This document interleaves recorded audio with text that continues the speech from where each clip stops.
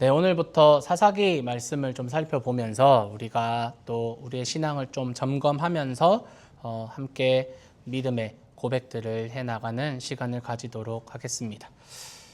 사사시대의 지도자들과 이스라엘 백성들은 굉장한 도전에 놓여져 있었습니다. 여호수아의 지도 아래서 이스라엘은 가나안을 차례차례 정복을 하고 있었습니다.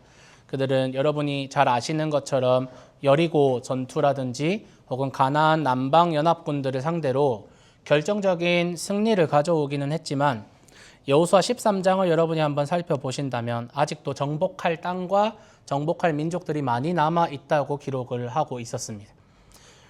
요셉 지파라든지 혹은 유다 지파가 주도적으로 정복 전쟁을 지금 해 나가고 있는 상황이었지만 그 지파들 외에 다른 지파들의 정복 전쟁은 조금 지체되고 있었습니다. 그래서 정복 전쟁은 여호수아 시대에도 완료하지 못했고 심지어는 여호수아가 죽고 난 후에도 완수하지 못한 미완의 과제로 계속해서 남아 있었던 것입니다.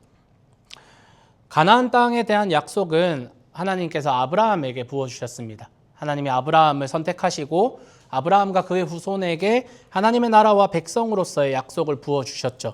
이후에 그의 후손들이 이제 요셉 때에 이집트에 내려갔다가 이제 계속 그 고센 땅에서 머물다가 요셉을 알지 못하는 왕들이 일어나고 그들이 노예 생활을 이제 하게 되었습니다. 그래서 400년 동안 이집트의 노예 생활을 하면서 이 야곱의 후손들이 굉장히 많이 불어나게 되었습니다. 그래서 쉽게 생각했을 때 남자만 한 200만 명 정도의 인구수가 불어나게 되었습니다. 그러면 대충 계산해봐도 한 500만에서 600만 정도의 인구가 되었을 것으로 추산이 되겠죠. 지금 멜번의 인구가 한 400만 정도 되는 걸로 알고 있습니다. 그래서 멜번의 인구보다 더 많은 숫자의 인구를 가지게 되었습니다.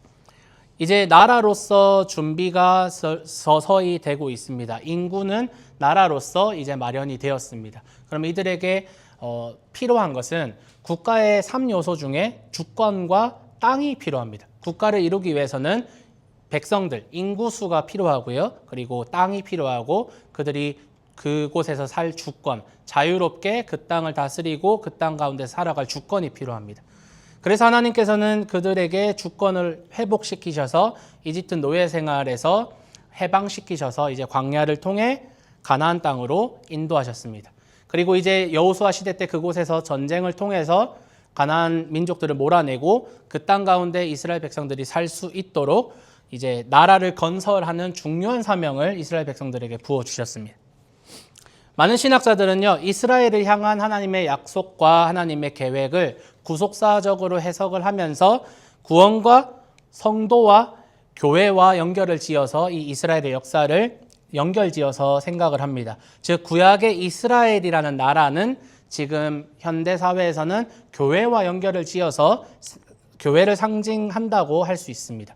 아브라함을 선택한 것처럼 우리를 선택하시고 우리가 죄의 노예가 되었지만 하나님이 이스라엘 백성들을 이집트에서 출애굽시키는 것처럼 우리를 불러내셔서 세상으로부터 불러내셔서 구별된 하나님의 백성으로 삼아주신 이런 구원의 사건과 교회의 역사와 연결지어서 우리는 생각할 수 있습니다. 하나님의 은혜로 우리 인앤아웃 처치가 세워졌습니다. 많은 교회가 이 땅 가운데 있어요. 이미 멜번 땅에 교회들이 많습니다. 우리 한국 교회만 해도 한 3, 40개 정도가 되고 외국 교회까지 하면 너무나도 많은 교회들이 있습니다. 그런데 왜 이곳에 새로운 교회가 필요할까요? 제 욕심 아닐까요, 여러분? 왜 여러분은 이런 새로운 교회로 찾아오시게 되었나요?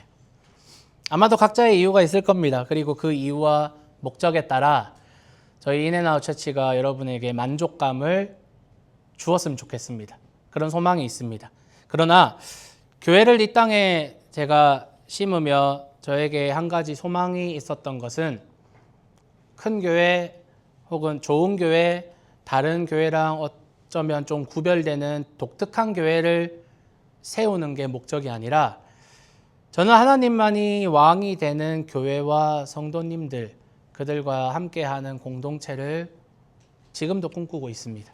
제가 계획하고 목표하고 또 구성하는 많은 것들이 있을 거예요. 지금도 여러분과 함께 이제 새로운 훈련을 시작하려고 준비하고 있는데 그런 모든 것들이 다 실패한다고 하더라도 제가 생각하고 제가 계획하던 그 모든 것들이 실현되지 않는다고 하더라도 제가 소망하는 것은 우리 모두가 진실되게 하나님이 나의 왕이시다라는 고백을 당당하게 할 수 있는 한 사람 한 사람의 성도님들을 훈련시키고 함께 또 그러한 고민들을 해나가는 공동체가 되는 것을 저는 꿈꾸고 있습니다. 오늘부터 몇 주간 사사기를 여러분과 함께 살펴볼 거예요. 표면적으로 나는 하나님의 백성입니다 라고 말을 하면서 하나님의 왕되심을 업신여기고 하나님을 떠난 하나님의 백성들, 그 사람들의 실체를 우리가 한번 살펴보며 또 하나님이 세우신 사사들, 우리가 알기로 영웅들로 생각하고 있는 그들의 또한 실체와 그들의 실패를 또한 살펴보며 그들과 별반 다르지 않는 우리의 모습을 또한 바라보며 점검하고 더 나아가서 그런 실패한 자들을 하나님께서 어떻게 구원하시고 또 이끌어 가시며 그들의 상황을 어떻게 역전하시는지 또한 하나님이 그 이스라엘을 그리고 우리 교회를 여러분 한 사람 한 사람의 인생을 다스리는 왕으로서 어떻게 우리 가운데 임재하고 계시는지 우리가 함께 살펴보며 여러분의 삶 속에서 정말로 나의 왕은 내 삶의 주인은 하나님이시다라는 고백을 정말 진실되게 할 수 있는 여러분이 되시기를 예수님의 이름으로 소망하며 축복합니다. 서두에서 말씀드린 것처럼 이스라엘 백성들은 정복전쟁을 완료하지 못했어요. 지금도 정복전쟁이 계속해서 이루어지고 있으면서 그리고 그들이 살아가는 터전에 가나안 민족들이 노예로서 살아가고 있다고 지금 기록이 되어 있어요. 그래서 사사기 1장 우리가 읽지는 않았지만 사사기 1장에는 가나안 사람들이 자신들이 살던 땅에 원래 자기가 살던 그 고향 땅에서 그대로 살기로 마음을 정하였다라고 기록을 하면서 이스라엘이 그 가나안 민족들을 몰아낼 충분한 군사력과 힘이 있었음에도 불구하고 그 가나안 민족들을 몰아내지 않고 그들을 노예로 부려먹었다라고 기록을 하고 있어요. 충분히 전쟁을 통해서 그들을 몰아낼 수 있었음에도 불구하고 그들을 노예로 삼았다라는 겁니다. 왜 이런 결정을 하였을까요? 왜 이런 결정을 했을까요, 여러분? 아마도 그들의 민족들 가운데서는 군사적으로 꽤나 강한 민족들도 있었습니다. 그리고 여호수아서에 보면 이 가나안 연합군들이 결성이 되는 것들을 보며 이 이스라엘 민족들이 혹시나 강한 민족들, 철병거나 이런 철제 무기를 가진 이런 민족들을 잘못 건드렸다가 이들이 다시 연합을 하여서 전쟁이 커지게 되면 자기들이 이길 수 있는 가능성이 낮아졌기 때문에 조심스러워하는 것도 당연한 그런 전략이었을 겁니다. 그런데 그것보다는 그들은 주변 민족들과 공존하고 그들을 이용하는 편이 더 평화적이고 더 안전한 방법이라고 여겼던 것 같습니다. 그리고 아마도 가장 중요한 이유, 이 가나안 민족을 완전히 몰아내지 않는 중요한 이유는 바로 노예를 삼았다라는 점에서 아마 경제적인 이익을 생각했을 가능성이 가장 높습니다. 가나안 땅은 농업과 상업을 비롯한 무역 시스템이 어느 정도 정착이 되어 있는 상태였습니다. 그런데 이스라엘은요, 40년 동안을 광야에서 유목민으로 살았습니다. 그래서 1차 산업이 가나안은 농업이었고 이스라엘은 목축이었습니다. 양과 소나 이런 가축들을 키우는 목축업이 1차 산업이었습니다. 그렇기 때문에 이 이스라엘 민족들이 농업에 대한 지식은 거의 전혀 없는 상태였을 것이라고 봐도 무방할 겁니다. 그래서 그들은 가나안 민족을 노예로 부리면서 가나안 민족들이 가지고 있었던 농업 스킬, 농사 기술들을 비롯해서 여러 가지 지금 사회 전반적으로 셋업되어 있는 산업들, 무역과 상업과 같이 이렇게 돈이 순환되는 이러한 지식들을 그대로 흡수하기를 원했을 겁니다. 그래서 결과적으로 이스라엘 백성들은요, 이들과 전쟁을 포기하고 이들을 노예로 삼았습니다. 그래서 그들이 하는 대로 농사 기술을 배우고 농사 기술을 또 다른 지파와 이런 같은 백성들끼리 공유하였을 것입니다. 그래서 그들과 함께 평화적으로, 표면적으로는 평화적으로 그들과 함께 더불어서 공존하는 것을 선택하였습니다. 그런데 하나님의 명령은 무엇이었냐? 가나안 민족을 완전히 몰아내는 것이 하나님의 명령이었던 겁니다. 그래서 이렇게 이스라엘 민족은 하나님의 말씀과 명령을 그대로 순종하지 않습니다. 그리고 자기 마음대로 바꾸어서 자기 마음대로 자기들의 형편과 상황에 따라서 받아들일 것은 받아들이고 받아들이지 않을 것은 거부합니다. 그래서 그 명령에 온전히 순종하지 않고 하나님의 말씀을 왜곡하기 시작하였습니다. 왜냐하면 하나님의 말씀이 효율적이지 않다고 생각했기 때문입니다. 합리적이지 않다고 생각했기 때문입니다. 똑같은 생각이 여러분 우리 현대 그리스도인들에게도 똑같이 적용이 됩니다. 우리는요 때로 하나님의 말씀이 비효율적이다, 비합리적이다, 비논리적이다라고 생각하는 경향이 있습니다. 우리가 이스라엘 백성들의 상황이었다고 한번 생각해 보십시오.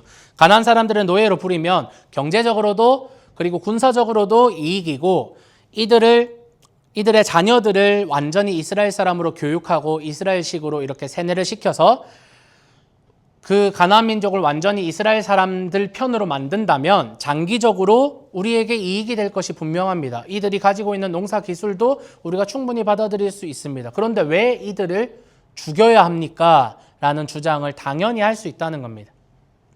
교회 안에서도 목회 현장에서도 이러한 효율성을 따지는 경우가 굉장히 많습니다.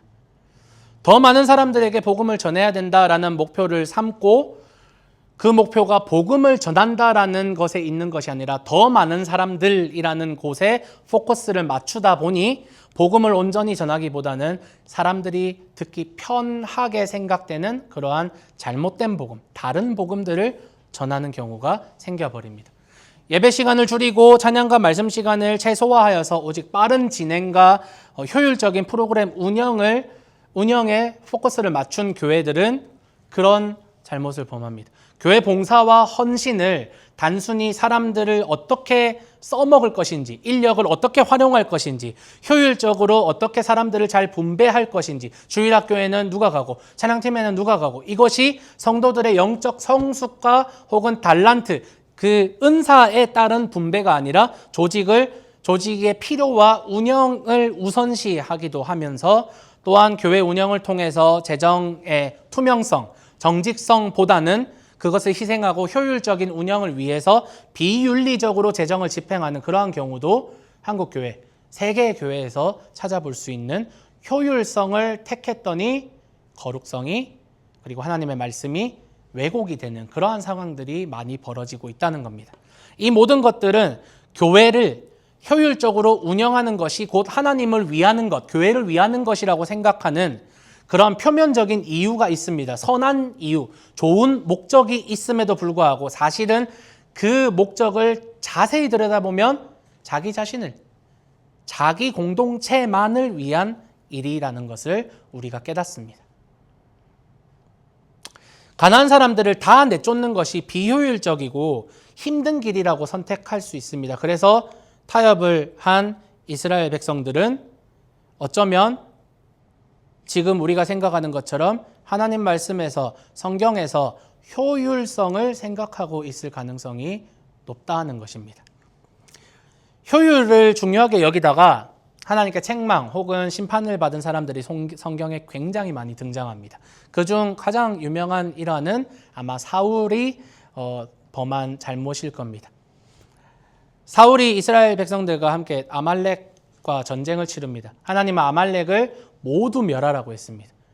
심지어 여자와 아이까지 모두 멸하고 전리품들을 모두 진멸하라고 했지만 사울은요, 내가 하나님께 제사 드리기 원한다라고 하면서 가축 중에서 좋은 것들을 전리품으로 취합니다. 그의 목적은 내가 하나님께 제사하길 원한다, 하나님께 예배하길 원한다라는 좋은 목적이었습니다. 그런 그는 효율을 택했던 겁니다. 이 좋은 소들, 이 좋은 양들, 염소들 죽이는 것 너무나도 아깝지 않습니까? 이걸 좋은 것들을 선별해서 하나님께 예배드리고 제사드리는 것이 훨씬 더 효율적인 것 같아요. 경제적으로도. 그런데 사무엘 선지자가 하나님의 말씀을 받아서 사울을 책망합니다. 강하게 책망합니다. 순종이 제사보다 낫다. 너가 하나님 말씀을 왜곡하고 순종하지 않음으로 하나님의 말씀을 업신여긴 것이 네가 그깟 제사를 지내는 것보다 훨씬 더 크다라는 겁니다. 우리는 가끔 그런 죄악들을 범합니다. 목적이 선하다고 해서 하나님의 말씀을 왜곡하고 하나님의 말씀을 온전히 100% 순종함으로 받아들이지 않는 그런 잘못들을 범할 때가 많다는 것입니다. 하지만 효율보다 중요한 것은 순종입니다. 교회를 운영하며 혹은 우리가 신앙생활을 하며 효율적인 것, 합리적인 것, 논리적인 것보다 더욱 중요한 것은 순종입니다. 순종. 순종은 비효율적입니다.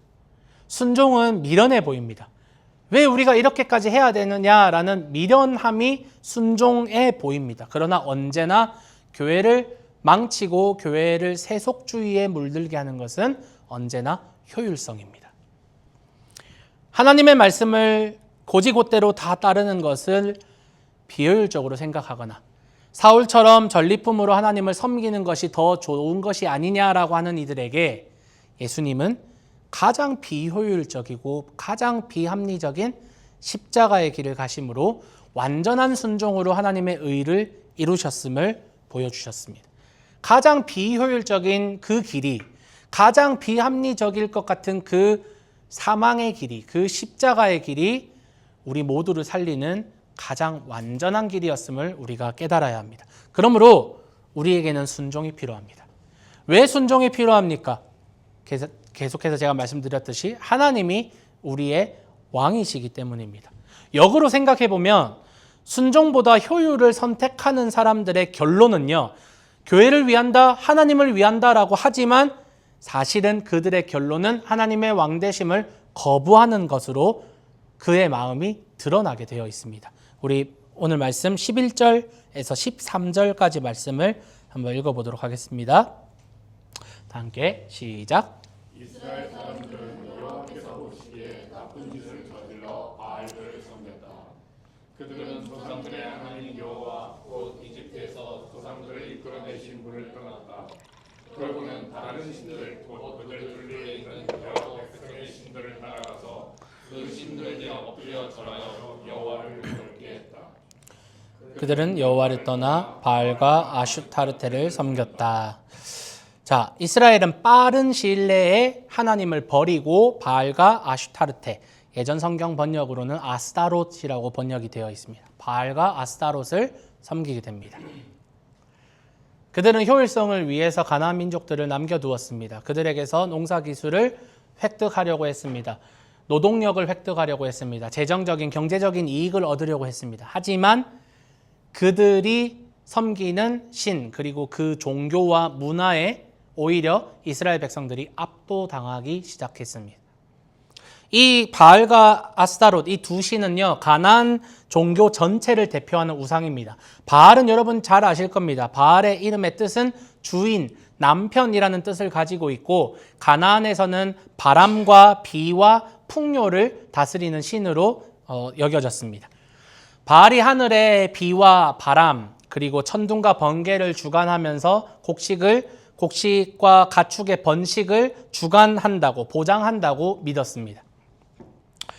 아슈타르테, 아스다롯은요, 바알의 여성 파트너로 여겨졌고 주로 다산을 상징하는, 다산을 다스리는 신으로 여겨졌습니다. 그래서 아스다롯의 신전에는 보통 매춘 제도가 있어서 남녀가 신전 창기와 성관계를 하는 것이 그들의 예배의 형태였고, 성관계를 함으로써 아스다롯을 자극하여서 비가 내리게 하거나 가축이나 혹은 사람들이 자녀를 많이 낳을 수 있도록 축복한다고 믿었습니다. 이스라엘은 하나님을 빠르게 잊어갑니다. 여호수아가 죽은 이후에 그들은 효율성을 위해서 남겨두었던 가나안 민족들의 문화와 종교들을 그대로 흡수하고 오히려 압도당합니다. 농사를 짓는 방법과 스킬을 그들에게서 얻어내고 재정적인 이득만 얻을 수 있을 거라고, 자기들이 믿고 있는 하나님, 그 여호와 신앙을 그대로 지키면서 그들이 가지고 있는 베네핏을 그대로 얻을 수 있을 거라고 생각했던 교만이었습니다. 오히려 그들은 그 가나안 민족들이 농사를 지으면서 필수적으로 행했던 우상 숭배를 아무런 필터링 없이 그들이 종교 행위를 한다고 생각한 것이 아니라 농사에 필요한 그냥 그 기술이라고 생각하고 아무런 필터링 없이 그들의 우상 숭배를 받아들이게 되었습니다. 결과적으로 하나님의 노여움을 사게 되었습니다. 이스라엘은 하나님을 왕으로 섬기는 사람들입니다. 하나님의 백성이란 하나님의 다스림을 인정하고 고백하는 사람들이라는 뜻입니다. 나의 왕이 하나님이시다, 나의 주인이 하나님이시다라는 것은 하나님의 말씀을 따른다. 하나님이 정하신 법과 규례를 따르는 사람들이라고 말합니다. 백성이 왕의 다스림을 받기를 원치 않는 것을 그 누구도 독립이라고 말하지 않습니다. 그것은 반역입니다. 오늘 말씀의 제목처럼 하나님으로부터 독립을 원하는 사람들은 하나님께 반역을 일으키는 사람들로 우리가 이해해야만 합니다. 아담과 하와는요, 하나님과 같이 되려고 하는 마음에 선악과를 탐했습니다. 하나님의 다스림을 받는 존재가 아니라 이제는 내가 하나님과 같이 되어서 내 인생을 내 마음대로, 나의 결정대로, 나의 판단대로 내가 이끌어가기를 원한다라고 나의 인생의 주인이 내가 되고자 했던 사람들이 바로 아담과 하와였습니다. 하나님으로부터 독립하기를 원했던 것입니다. 여호수아는요, 굉장히 좋은 리더였습니다. 카리스마와 그리고 겸손과 믿음으로 이스라엘 백성들을 이끌었던 좋은 리더였습니다. 그런데 제가 성경을 읽으면서 항상 여호수아에게 아쉬운 것은 이스라엘의 다음 세대에게 신앙의 유산을 제대로 물려주지 못하고 좋은 리더를 그 후손들을 이끌 만한 좋은 리더를 세우지 못하고 죽었다는 것이 참으로 안타깝습니다. 그래서 여호수아 다음 세대를 두고 오늘 말씀 사사기 기자는 이렇게 기록합니다. 10절 말씀을 보시면 그 세대 사람들, 여호수아 세대 사람들을 말합니다. 그 세대 사람들도 다 죽어 조상들에게로 갔다. 그 뒤로는 무슨 세대가 일어났나요? 다른 세대라고 기록을 하고 있습니다. 영어 성경에도 There arose another generation after them who did not know the Lord. 하나님을 알지 못하는 다음 세대가 아니라 next generation이 아니라 another generation이라고 기록하고 있습니다. 다른 세대가 일어나게 되었습니다. 하나님은 늘 한결같이 이스라엘을 사랑하시고 그들을 이끌어 오셨습니다. 그들이 선택받을 만한 조건 자체는 아무것도 없었습니다. 오로지 하나님의 은혜와 하나님의 사랑과 하나님의 선택이었습니다. 하나님의 크신 은혜로 그들은 하나님의 백성으로 선택되었습니다. 그들은 그저 하나님의 인도하심을 순종함으로 따라 걸으면 되는 사람들이었습니다. 그러나 그들은 하나님을 향해서 독립을 외칩니다. 자유함을 외칩니다. 우리가 우리의 결정대로 하나님은 그들을 몰아내라고 했지만 우리는 효율성을 위해, 우리의 만족을 위해, 우리의 경제를 위해 그들을 노예로 부리겠습니다. 그렇게 했더니 하나님을 아예 잊고 모르는 다른 세대가 일어나게 되었습니다. 보십시오. 인간은 늘 효율성을 원합니다. 그 누구도 여러분 일할 때 효율성을 원하는 것은 당연한 일입니다.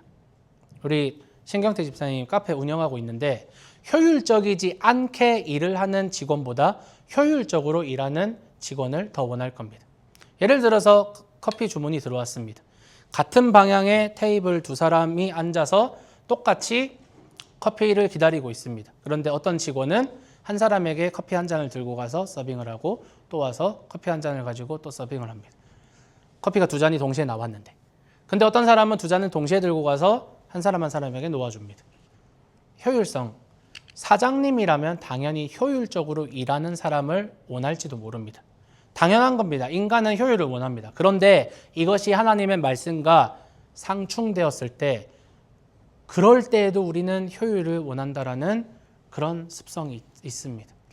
효율을 원하고 하나님 말씀에 순종하기보다는 내 생각과 내 판단대로 이게 편하고 이게 효율적이고 이게 합리적이라고 생각하면 과감하게 하나님의 말씀을 버리는 독립을, 반역을 선택합니다. 우리는 늘 자유를 원합니다. 편하고자. 그래서 하나님의 말씀은 우리가 잘못 해석을 하고 잘못 오해를 하면 왜 하나님의 말씀은 이걸 해라, 이걸 하지 마라, 왜 이렇게 사람을 꼼짝없이 만드는가라고 불만을 가지기도 합니다. 왜? 우리는 자유를 원하니까요. 설사 그것이 하나님을 위한다, 우리를 위한다, 민족을 위한다, 교회를 위한다, 나라를 위한다라고 포장을 하지만 그 속에는 나를 위한, 내가 편하고자 나의 육체의 만족과 정욕을 위한 심리가 숨어져 있다는 겁니다. 하나님의 말씀을, 하나님의 다스림, 나를 누군가 다스리고 내 인생의 주인이 내가 아니라 다른 누군가라는 것은 굉장히 비효율적이며 불합리하고 비이성적이라고 생각합니다. 21세기 2025년을 살아가는 지금 우리에게, 그리고 세상 사람들에게 이러한 말은 더 크게 다가옵니다. 왜 내가 내 인생의 주인이 아니야? 왜 하나님이 나의 인생의 주인이야? 그래서 하나님이 아니라 나를 위한 삶을 살아가는 것이 당연한 일로 여겨지고 신앙생활의 목적도 내가 행복하고 내가 만족하고 내가 기뻐하는 삶이 나의 신앙생활과 내 인생의 목적과 목표가 되어버리는 것이 이상한 시대가 아니라는 겁니다. 결국 인간은 자유를 원합니다. 자유를 원합니다. 누군가 나를 다스리는 것을 끔찍이도 싫어합니다. 자유를 원합니다. 저는 호주에 와서 한국에서 느끼지 못한 자유를 많이 느꼈습니다. 그래서 지금까지 여기서 살고 있는지도 모릅니다. 저는 원래 사람들의 눈치를 잘 보지 않습니다. 저는 이미 20년 전에도 식당에서 혼밥을 할 수 있을 정도로 굉장히 사람 눈치를 보지 않는 사람이었음에도 불구하고 호주에 처음, 멜번에 제가 2011년에 처음 왔을 때 그 누구도 저의 옷차림에 신경 쓰지 않고 그 누구도 내가 어떤 사람인지, 내가 식당에서 혼자 뭘 먹는지 아무도 신경 쓰지 않는 이 자유함이 너무나도 좋았습니다. 인간은 자유를 원해요. 편하고자 하는 그 심리가 우리 모두에게 다 있다는 겁니다.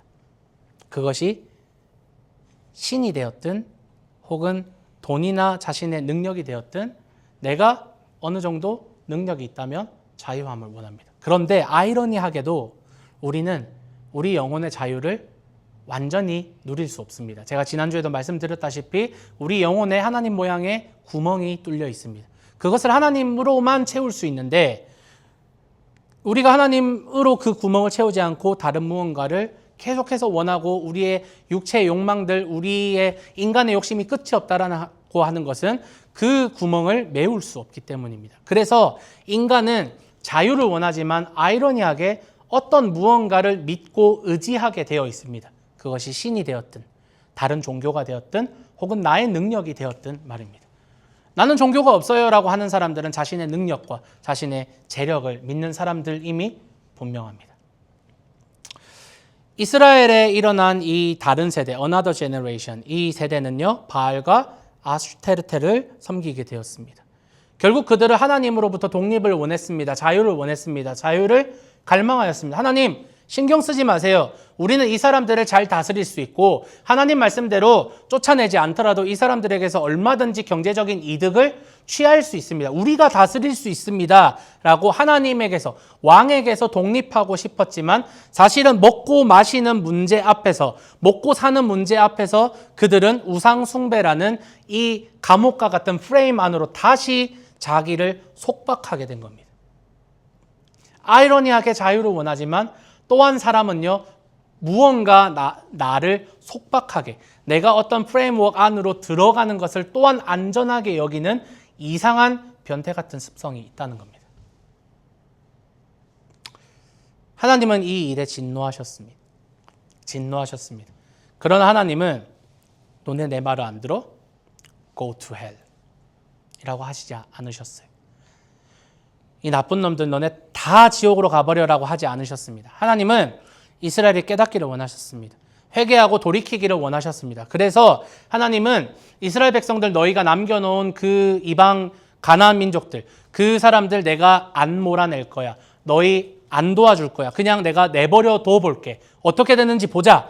그래서 그들 곁에 있는 어떤 강한 민족들, 예를 들자면 사사기서의 계속해서 많이 나오는 블레셋과 같은 그러한 민족들을 사용하셔서 그들에게 어려움들, 재난들을 주셨습니다. 그래서 악한 민족들이 이스라엘을 괴롭히는 것을 하나님은 방관하셨습니다. 이 일을 통하여서 하나님은 이스라엘이 고통받고 신음하기를 원하신 것이 아니라 그것을 통해서 돌아오기를, 하나님을 기억하기를 기대하셨던 것입니다. 그래서 14절에서 15절 말씀에 뭐라고 하나님께서 말씀하시는지 한번 볼게요. 14절 15절 한번 읽어보도록 하겠습니다. 시작. 여호와께서 이스라엘을 향한 노령으로 불타오르셨다. 그래서 약탈하는 자들의 손에 그들을 내주셔서 그들을 약탈하게 하셨다. 여호와께서 그들을 둘레이는 원수들의 손에 내주셔서 그들이 원수들 앞에서 버티던 15절 그들이 어디로 나가든지 여호와께서 손으로 그들을 쳐서 재난을 내리셨다. 여호와께서 말씀하신 대로였다. 여호와께서 그들에게 말씀하신 대로 여호와께서 그들에게 강하게 말씀하신 대로였다. 엄청난 어려움이 그들에게 닥친 것이다. 엄청난 어려움이, 그들이 남겨두었던 그 민족들 때문에 엄청난 어려움이 그들에게 닥치게 되었습니다. 그 누구도 하나님을 떠나 독립할 수 있는 인간은 아무도 없습니다. 왕의 다스림에서 독립을 원하고 자유를 추구하는 것은 반역을 일으키는 것입니다. 왕으로부터 반역을 일으키는 겁니다. 지금이야 왕정제도가 아니기 때문에 자유를 원하고 프리덤을 원하는 그런 프로테스트를 하는 것은 자유를 추구하고 독립을 원하는 것일 수 있지만 왕정 국가에서 그것을 원한다라는 것은 쿠데타입니다. 반역입니다. 하나님으로부터 자유를 원하는 삶은 결국은 하나님께 반역을 일으키는 죄악입니다. 하나님을 모르는 세대는 하나님을 버렸습니다. 하나님이 이제는 필요가 없습니다. 하나님이 더 이상 관심사가 아니고 중요한 그런 분이 아닙니다. 그런 다른 세대, another generation이 어쩌면 이제 우리와 상관없는 세대가 아닐 것입니다. 우리가 다음 세대의 신앙 교육을 제대로 시키지 않는다면, 우리가 다음 세대의 신앙 전수를 실패한다면 another generation은 분명히 일어나게 될 겁니다. 아마도 호주는 벌써 another generation이 이미 이 사회를 다스리고 있는 것 같습니다. 복음의 열정으로 불타올랐던 이 민족이 아무도 모르는 조선이라는 아주 작은 나라에까지 선교사를 보내며 복음의 열정을 가졌던 이 민족이 이제는 더 이상 하나님을 모르는 다른 세대가 되어 버렸습니다. 우리 한국 사람들은 사실 이 호주, 특별히 빅토리아 사람들의 복음의 빚진 자들입니다. 빅토리아 장로교단에서 선교사들을 보내서 우리 조선 땅에 선교의 꽃이 피었기 때문입니다. 그런데 이 나라가 지금 이렇게 되었습니다. 이제는 복음이 이 나라를 이끌지 못합니다. 오히려 복음은 이상한 것이 되어버렸고 복음은 탄압받는 것이 되어버렸습니다. 그렇기 때문에 우리가 지금 이민자로서 우리 다음 세대들을 악착같이 교육해야 합니다. 그런데 말 그대로 우리가 다음 세대를 악착같이 교육해서 하나님을 섬기는 세대로 만드는 것이 가능한가? 혹은 그것을 해야 하는가? 해야 하죠. 그런데 그것도 맞지만 우리는 근본부터 질문을 바꾸어서 던져야 합니다. 자녀들아, 하나님을 섬겨라가 아니라 우리가 우리 스스로의 믿음을 점검해야 합니다. 우리는 자녀들에 앞서서 우리 세대는 과연 하나님의 왕대심과 하나님의 다스림에 순종하는 하나님의 백성이 맞는가? 나는 자녀들 앞에서, 나는 다음 세대 앞에서 하나님께 순종하고 있는 하나님의 백성이 맞는가? 이 질문을 우리가 우리 스스로에게 던질 때, 우리 세대에 던질 때 이 복음의 시작은 우리에게 있지 않았다라는 결론에 이르게 됩니다. 우리가 하나님의 백성인가라는 질문을 우리가 던진다면 이 질문의 시작은 누가 하나님과 하나님의 백성이라는 관계를 시작했는가? 이런 질문으로 이어질 수밖에 없습니다. 우리가 하나님께 하나님 우리 받아주십시오. 우리 하나님 백성 되고 싶습니다라고 하지 않았어요. 이 관계를, 이 언약 관계를 시작하신 분은 하나님이십니다. 그래서 우리는 질문을 이렇게 던져야 합니다. 하나님이 주신 그 선하신 은혜와 약속을 우리는 여전히 붙들고 있는가? 그 약속을 붙들고 있는 하나님의 백성인가? 그것을 여러분이 질문을 던지셔야 합니다. 16절에서 18절 말씀에 하나님께서 이렇게 또 은혜를 베푸십니다. 한번 읽어보도록 하겠습니다. 16절에서 18절 시작. 그러자 여호와께서는 재판관들을 세워서 그들을 강탈자들의 손에서 구원하게 하셨다. 그러나 그 재판관들의 말도 그들이 듣지 않았다. 다른 신들을 뒤따라 놀아나고 그들에게 엎드려 절한 것이다. 조상들이 걸어온 길을 서둘러 벗어난 것이다. 조상들은 여호와의 명령을 순순히 따랐는데 그들은 그렇게 하지 않은 것이다. 여호와께서 그들에게 재판관들을 세워주실 때마다 여호와께서 그 재판관과 함께 하셨다. 그래서 그 재판관이 살아있는 동안에는 원수들의 손에서 그들을 구해내게 하셨다. 그들을 괴롭히는 사람들과 억누르는 사람들 때문에 그들이 신음소리를 내자 가슴 아파하셨던 것이다. 하나님은 어려움 당하는 그들의 신음소리를 들으셨습니다. 그들이 재난 가운데 슬퍼하며 고통 속에서 내지르는 신음소리를 들으시고 그들을 책망하시는 동시에 그들을 향한 긍휼과 자비를 베풀어 주셨습니다. 그래서 그들 가운데 재판관, 사사를 세우셔서 그들을 구원하시고 그들이 돌이키도록 하나님께서 은혜를 베풀어 주셨습니다. 언제나 구원의 시작과 이 은총의 시작은 하나님입니다. 하나님 나를 받아주십시오가 아니라 하나님이 나를 불러주셨습니다. 이스라엘 백성들을 선택하신 것처럼 여러분과 하나님과의 관계, 내가 하나님의 백성인가라는 질문은 반드시 내가 하나님의 은혜를 기억하고 있는가로 연결이 됩니다. 우리가 그것을 잊어서는 안 됩니다. 하나님은 언제나 우리의 관계의 시작이시며 그 관계가 유지되도록 사랑 안에서 잘 유지되며 우리가 그 사랑 안에서 잘 자라나고 성장하도록 인도하시며 도우시는 하나님입니다. 비록 그들이 하나님을 버리고 하나님께 대적하는 그러한 반역을 저질렀다고 하더라도 하나님은 약속에 신실하십니다. 언제나 이 약속의 관계를 깨트리는 건 우리 인간입니다. 언제나 하나님은 인간으로부터 늘 버림을 당하십니다.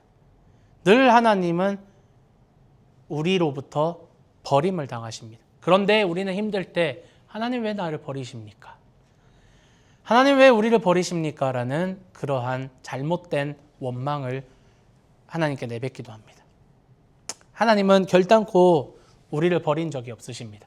우리가 죄인일 때도 하나님은 우리를 사랑하셔서 그의 아들 예수님을 죽이기까지 우리를 사랑하셨던 하나님임을 우리가 깨달아야 합니다. 그러니 우리는 하나님의 은혜를 기억해야 합니다. 하나님이 구원을 위해 보낸 사사의 말도 이스라엘 백성들 듣지 않습니다. 그렇게 구원과 은혜를 베풀어 주셨음에도 불구하고 그들의 말을 듣지 않습니다. 그들을 구원한 사사가 죽은 이후에는 다시 예전의 그 악한 생활로 다시 돌아갑니다. 이런 그들에게 여러분 소망이 있을까요? 이런 우리에게 늘 하나님을 배신하고 하나님께 반역을 일으키는 우리에게 소망이 있을까요? 소망이 있을까요? 저는 자녀가 없지만 만약 자녀가 끊임없이 저에게 저항을 한다면 아빠가 해준 게 뭔데? 엄마가 해준 게 뭔데? 저는요 아마 집에서 내쫓고 아마 제가 경찰에 신고해서 제가 아동학대로 잡혀가면 안 되니까 제가 경찰에 신고를 해서 포스터를 찾으라고 하고 알아서 어덥션 받아서 가라고 할 것 같아요. 저는 하나님이 아니니까요. 하나님 어떻게 이런 매번 사사 보내주면 그때만 꿀 빨았다가 사사 죽으면 다시 하나님 반역하고 다시 우상 숭배하고 이런 사람들을 어떻게 끊임없이 하나님을 사랑할 수 있을까요? 저 같으면 진짜 다 죽어라. 내가 노아 때 되는데 한 번 더 못할까? 지금도 하나님 오셔서 너네는 진짜 답이 없다. 그냥 죽어라 하고 그냥 죽여도 될 것 같은데 제 마음 같아서는. 그래서 저는 하나님이 되면 안 됩니다. 인류의 역사를 끊임없이 리셋할 것 같거든요. 이런 우리에게 여러분 소망이 있을까요? 그럼에도 불구하고 소망이 있습니다. 그들에게, 우리에게 소망이 있습니다. 에베소서 2장 12절에서 14절 말씀, 오늘 성경을 좀 많이 읽는데 한번 한 목소리로 읽어보도록 하겠습니다. 에베소서 2장 12절에서 14절. 다 함께 시작. 그때의 이름은 그리스도와 상관이 없었습니다. 이스라엘은 신문하고는 거리가 멀었습니다. 약속의 언약들 바깥에 있는 낯선 사람들이었습니다. 세상에서 희망도 없이 하나님도 없이 살아왔습니다. 그러나 이제 여러분은 그리스도 예수님 안에서 있습니다. 여러분이 한때는 멀리 있었지만 그리스도의 피로 하나님께 가까워지게 되었습니다. 바로 그리스도야말로 우리의 평화이시기 때문입니다. 그리스도께서 양측을 하나로 만드셨습니다. 그분이 양측을 가르는 장벽을 허무셨습니다. 적대 관계를 자신의 몸으로 허무셨습니다. 하나님과 멀어졌던 우리가 하나님께 반역을 일으키며 하나님과 멀어지려고 했고 하나님으로부터 독립을 원했던 우리를 세상에서, 에베소서에는 뭐라고 설명하냐면 아무런 희망도 소망도 없이 하나님도 없이 살아왔던 우리를 위해서 예수 그리스도께서 피를 흘리셨습니다.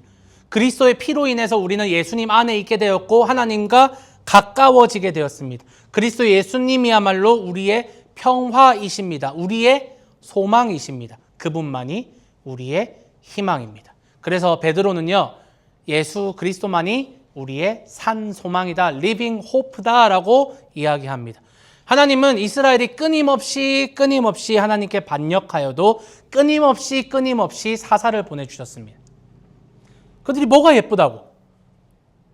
구원할 만한 아무런 맛이 없는데 이딴 민족을, 그들을 위해서 어떻게 끊임없이 사랑하셨는지 하나님의 사랑은 저는 이해할 수가 없습니다. 그러나 하나님은 끊임없이 자비를 베풀어 주셨습니다. 그리고 그들의 진정한 왕이, 그들을 다스리는 진정한 왕이 하나님 자신임을 깨닫기를 원하셨습니다. 그리고 마침내 그들에게 완전한 사사이신 예수님을 우리에게 보내주셨습니다. 그가 우리를 사로잡은 악한 영과 악한 세력들을 몰아내시고 하나님으로부터 반역을 일으킨 우리를 불러주시고 온전히 하나님 안에 거할 수 있도록 우리를 건져내셨습니다. 바로 그 생명을 던져서, 자신의 생명을 내던져서 우리를 사오셨습니다. 우리는 하나님을 버린 자들이었습니다. 그것을 우리는 인정해야만 합니다. 그러나 하나님은 아들 예수를 버리면서까지 우리를 목숨값을 내주시고 우리를 사오셨습니다. 그래서 예수님이 우리의 랜섬이라고 표현합니다. 몸값입니다.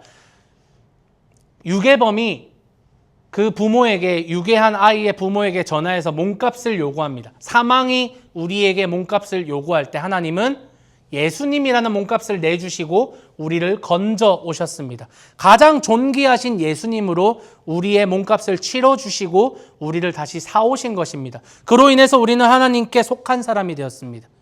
우리는 하나님께 속한 사람입니다. 우리는 하나님에게 속한 하나님의 백성입니다. 말씀을 정리하겠습니다.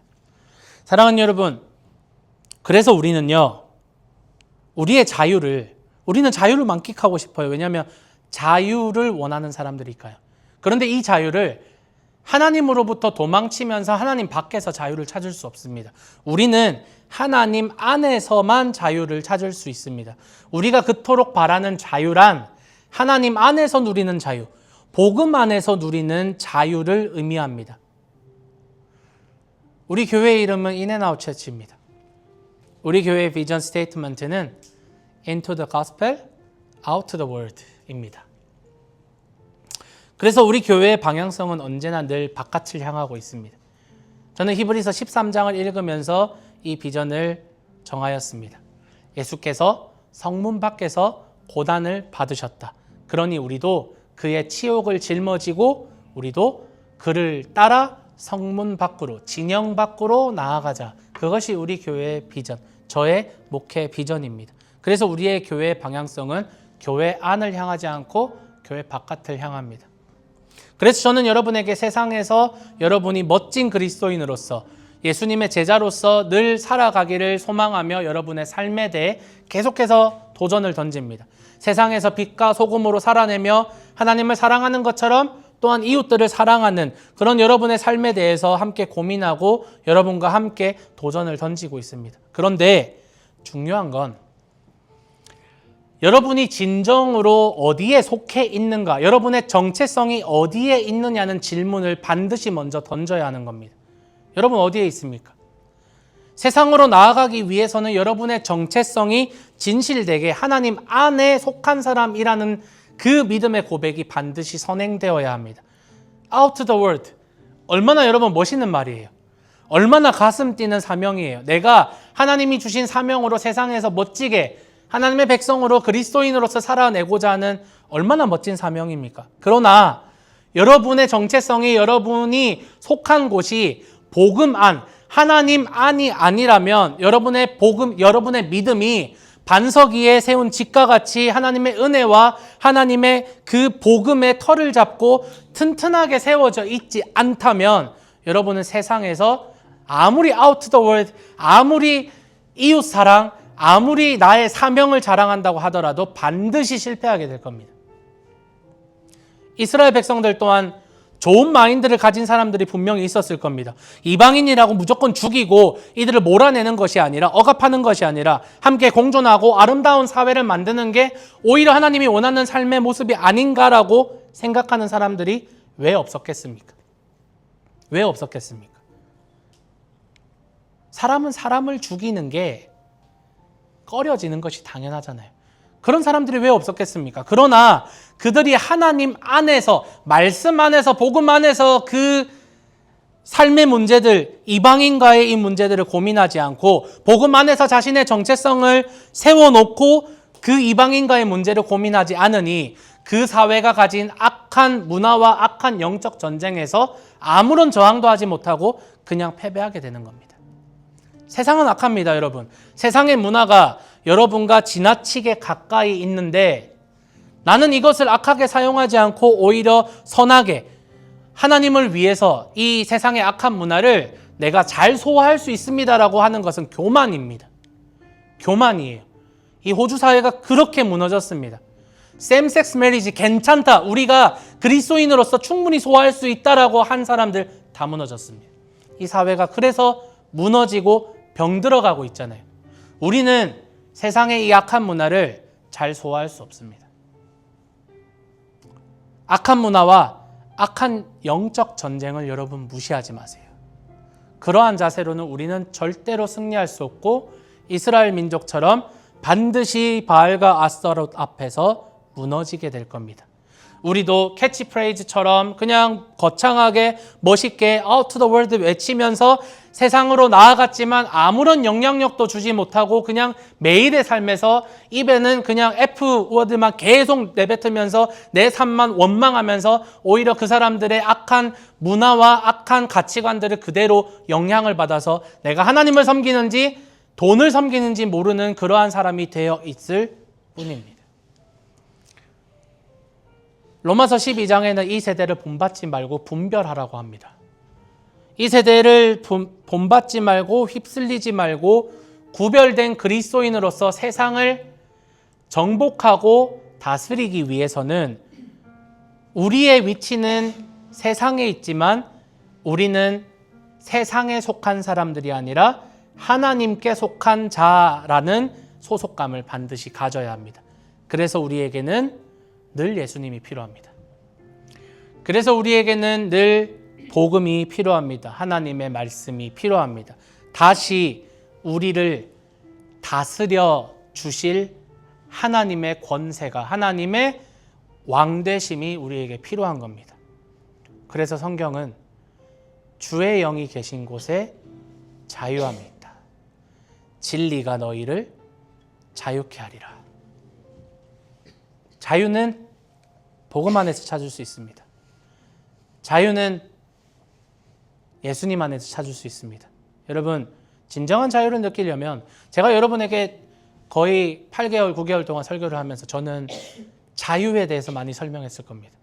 성경을 이것을 해라, 저것을 해라, 하지 마라가 아니라 자유를 느끼십시오. 그런데 그것은 방종이 아닙니다. 하나님 안에서, 말씀 안에서, 복음 안에서 예수님이 주시는 주의 영이 계신 곳에 내 마음속에 주의 영이 있는데 내가 자유함을 느끼지 않을 이유가 없습니다. 여러분, 복음 안에서 여러분의 정체성과 여러분의 위치를 찾고 진정한 자유를 복음 안에서 찾으며 세상으로 나아가서 그 자유함 가운데 세상의 진리를 외치는 여러분이 되시기를 예수님의 이름으로 축복하고 소망합니다.